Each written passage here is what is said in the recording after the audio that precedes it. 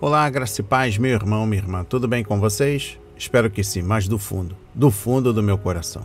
Preparados para receber uma dose de ânimo, uma dose de fé, uma dose de esperança para as vossas vidas, famílias?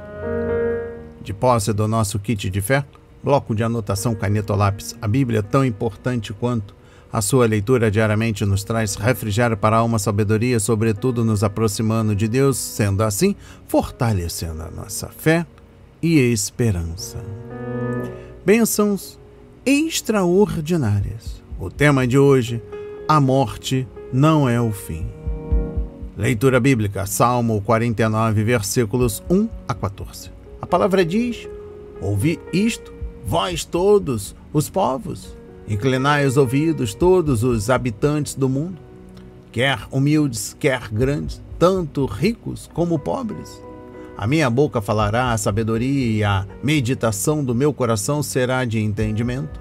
Inclinarei os meus ouvidos a uma parábola, decifrarei o meu enigma ao som da harpa.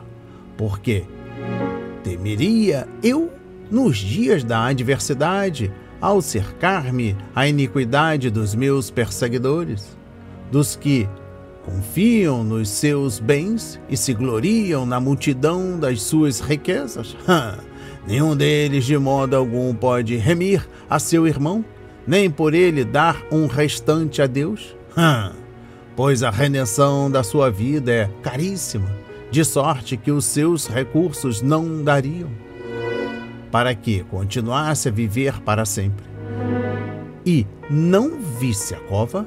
Sim, ele verá que até os sábios morrem, que perece igualmente o nécio e o estúpido, e deixam a outros os seus bens. O pensamento íntimo deles é que as suas casas são perpétuas e as suas habitações de geração em geração. Dão às suas terras os seus próprios nomes.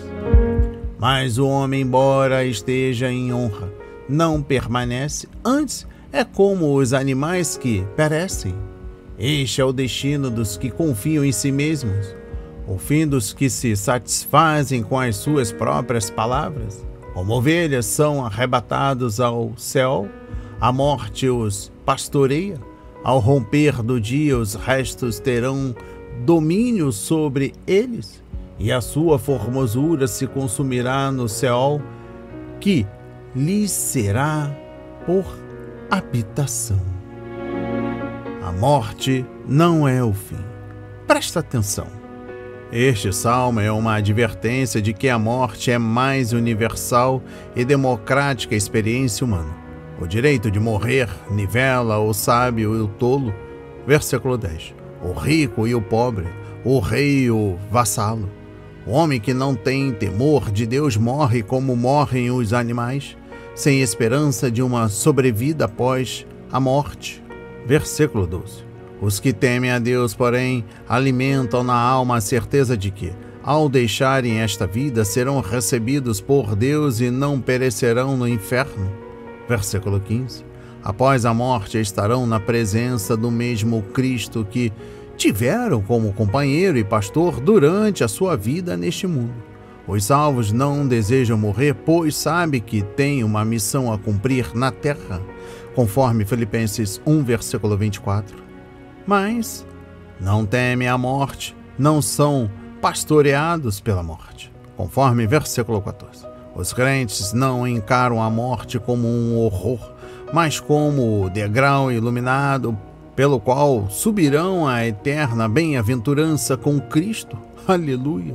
Por isso, todos os membros da família cristã devem ajuntar-se seus tesouros no céu e cultivar os valores espirituais como prioridade sobre os bens materiais, que não poderão levar consigo para a eternidade. Versículo 17. Palavras que alimentam. O Salmo 49, um salmo de sabedoria atribuída aos filhos de Corá, tem muitas semelhanças com Provérbios e Eclesiastes. O salmo conclama o sábio a perceber que não há nada a se temer do rico opressor. Assim como os animais, ele também morre, mas os justos viverão para todos sempre. Este salmo é bem diferente dos salmos de louvores. É como que um texto de orientação musicado. Sua estrutura é, primeiro, chamada à compreensão. Segundo, declaração de que é vão confiar nas riquezas. Terceiro, declaração da invalidade dos bens após a morte. Quarto, descrição da redenção divina. Quinto e último, conclusão de que temer os ricos é desnecessário. Uma pequena introdução dos versículos 1 a 5. O chamado à sabedoria e à compreensão aqui é para todos, semelhante ao chamado da adoração universal do Salmo 117. O enigma proposto se refere a um problema moral tremendo. Como podem os justos chegar a um acordo com os ricos opressores, se este nem sequer parece pensar em Deus? Este é o último salmo desta série de salmos dos coralitas. Eles pintam neste salmo vazio do mundo à luz do julgamento de Deus no fim dos tempos. Esse vazio será então visível para todos. O que está escrito neste salmo já revela esse vazio para os crentes agora e, portanto, já terá seus efeitos sobre tudo o que eles possuem, são e lutam. Não ouvimos um clamor a Deus ou uma canção de louvor a Ele. O objetivo do Salmo é nos dar a visão correta do valor da riqueza. O salmista faz isso sob a orientação do Espírito de Deus, vendo seu valor no contexto da morte. A morte prova a loucura de toda sabedoria e grandeza humana. Isso não é levado em conta no mundo, nem pelos crentes de mente carnal. No entanto, é um fato que é sempre verdade. Aqueles que estão abertos ao ensino deste salmo concordarão plena e sinceramente com isso. No livro de Eclesiastes, o pregador comunica o resultado de sua pesquisa sobre o sentido da vida do ponto de vista do homem. Sua conclusão é vazio e volátil. No Salmo 49, encontramos a conclusão do salmista sobre o sentido da vida em resposta à experiência de sofrimento durante a grande tribulação descrita no Salmo 42 a 48. O salmista comunica sua conclusão como um provérbio singular. Ele o faz em duas estrofes, ambas terminando com um refrão. Este refrão fala da perecibilidade, da riqueza e da inevitabilidade da morte. Vemos uma ilustração disso na parábola que o Senhor Jesus conta sobre um rico insensato.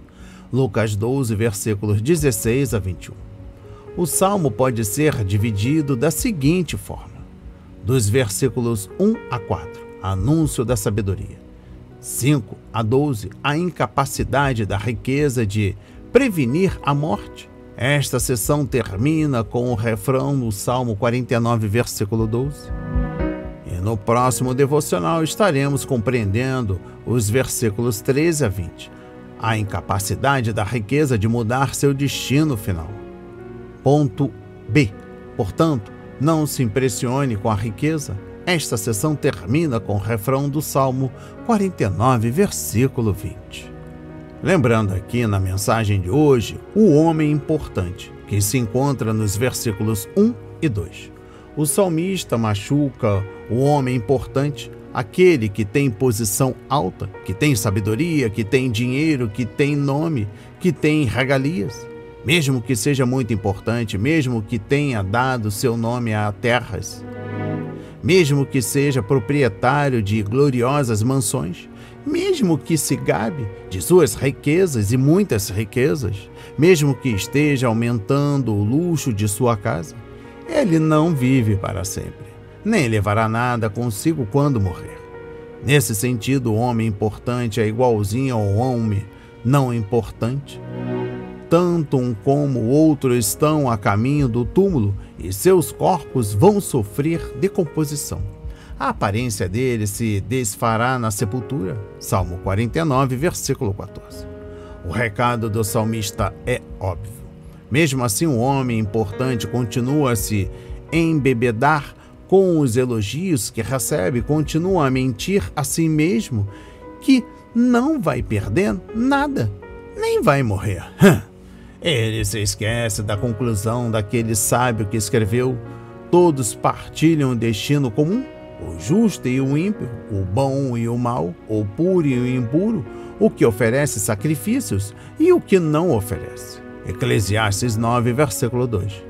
Ele se esquece de que o rico da história de Jesus, que se vestia de púrpura e de linho fino e vivia no luxo todos os dias, morreu assim como um mendigo Lázaro, coberto de chagas, que comia de sua lata de lixo. Referência a Lucas 16, versículos 19 a 22. Recebam essas palavras na autoridade de Jesus. Oremos. Pai amado, bendito Senhor, meu Deus e meu Pai Jesus Cristo. Senhor, suplicamos que abençoe com a salvação a todos os nossos queridos que ainda não têm a esperança da vida eterna. Apresentamos nossas famílias, nossos filhos, parentes queridos, a toda a comunidade no qual residimos, a todos que estão aqui conosco diariamente. Pai, que seja feita a sua vontade, mas buscamos, Pai, diante de Ti as nossas promessas. Estamos apresentando aqui as nossas necessidades. Restauração da saúde, das finanças, da família, capacitação para criar os filhos no caminho correto, segundo o seu chamado. Pai, abençoe aqueles que estão com perturbações mentais, crises de pânico, sofrendo por questões financeiras, com um filho perdido. Hoje, Pai, a morte não vai prevalecer em nossas vidas, porque o nosso Redentor vive dentro de nós. Em nome de Jesus, amém e graças a Deus. O único pedido, deixe seu like, seu comentário, se inscreva em nosso canal, ative as notificações e até o próximo encontro.